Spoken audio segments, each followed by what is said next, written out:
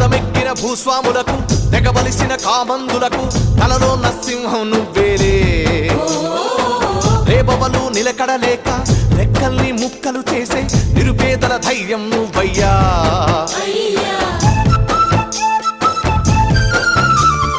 మట్టి మనుషులకు తొడగొట్ట నేర్పినావు